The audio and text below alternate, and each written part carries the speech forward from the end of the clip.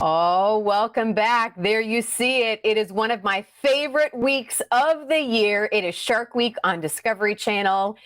And we are super excited about our next guest this morning because if there's someone who loves sharks more than we do, it's certainly Paul de Gelder. You're going to see a lot of him. You've already seen a lot of him this week on the Discovery Channel, and he is back again to celebrate Shark Week. Such an honor to have you joining us, Paul.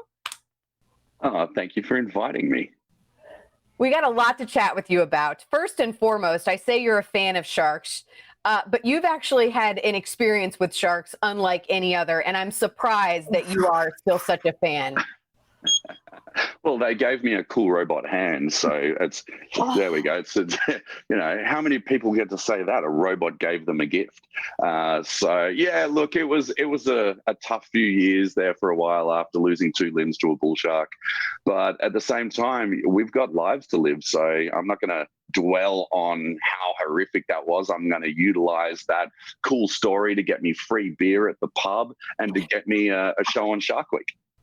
Not just a show. I mean, Carly and I talk about our contract negotiations for this show. They're pretty easy based on the contract negotiations that you've got with Discovery Channel. You made a joke before we got started that it's interesting to see what they come up with each year. And of course, each year it's a little more dangerous. Paul, what are you thinking? Oh, I don't know. I feel like every year they're trying to kill me. From throwing me out of a plane directly into the ocean for 44 hours, no food, no water, surrounded by sharks, diving with great whites without a cage, teaching Ronda Rousey how to hand feed bull sharks, and now they got me working with Mike Tyson, which is probably the most dangerous of them all. Well, I feel like that's the most, because there's always kind of 1 or 2 things every year for Shark Week where people are really buzzing about. Mm-hmm. And I feel like the Mike Tyson thing was. Tell me about that experience, what it was like to live that with him.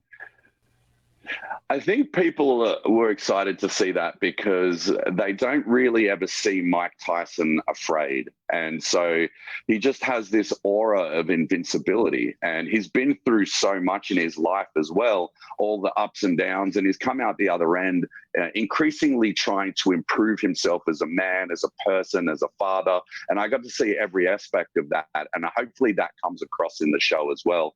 And also the fact that he was willing to face a really terrifying fear. He was so afraid he was throwing up before or after nearly every dive. And so we really wanted to display the fact that if you go head on into your fears, especially when you're dealing with sharks and the misconceptions we have of them, you're going to overcome and become a bigger, better, stronger person for it. You know, like Carly said, since this is a show that's creating a lot of buzz, you said almost after every dive. So he kept going back, similar to the way you kept going back, despite the things that have happened to you when it comes to shark. What does that say about human nature that you do want to face that fear maybe? Or is Mike going to call you next year and want to go again?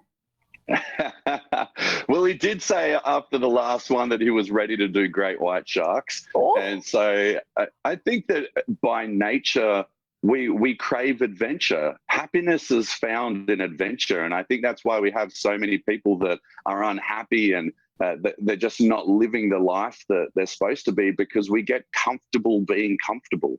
And so you've got to get outside that realm, get uncomfortable, get scared. There's nothing wrong with being scared and then doing it anyway. Just do it scared. You know, I don't that's know. Part of the adventure, part of the journey to happiness.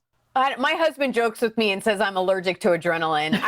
Is there anything that scares you, Paul? Like, do heights bother you? Is there any? No, because you've jumped out of a helicopter. I don't know. Is there anything that you say, no, I won't do that? Oh, not really. No, there's nothing left to be afraid of. My 2 greatest fears were sharks and public speaking. And now I'm a shark diving public speaker. So I get to live my life untethered, which is the best way to live. Good for you. Awesome. You know, Paul, of course, you're involved in a lot of these programs like we were just talking about. But as a shark aficionado like yourself, what programs are you excited to watch the remainder of Shark Week here, since we do have a few days left? Oh, it's so hard to choose. That's like people asking me which my favorite shark is. How do you choose? You've got hammerheads, these crazy alien-looking things that are so interesting and weird, and then you've got giant great white sharks jumping out of the water, then the beautiful tiger sharks. It's kind of like there's something for everyone there. It gets me excited just to see them all, and the fact that I get to dive in the water with them too is even better. Have you spent time in Florida, Paul? I haven't dove in Florida. I went down there looking for gators at one point, and I've been down there speaking on stage, but I haven't. I would love to come down there. I hear there's heaps of sharks. Okay, well, we'll see what we can do on our end. Maybe we'll be seeing you in studio next time. Sound good? No. We'll be seeing each other on the boat next year, so we can all do it together. How about that? Studio in for a reason, Paul. That was my out. You busted me. All right, you're going to be my greatest challenge since Mike Tyson. Oh, it would be Iron Mike and I. We have so many things in common. Iron Mike and I. I can even get you a helmet so we don't mess up your hair. True. No, we have the whole hair already. Paul, thank you so much. Of course, you can have fun right along with Paul. Check out Shark Week, still continuing on Discovery Channel. Thanks, Paul. Pleasure, ladies. Have a great day.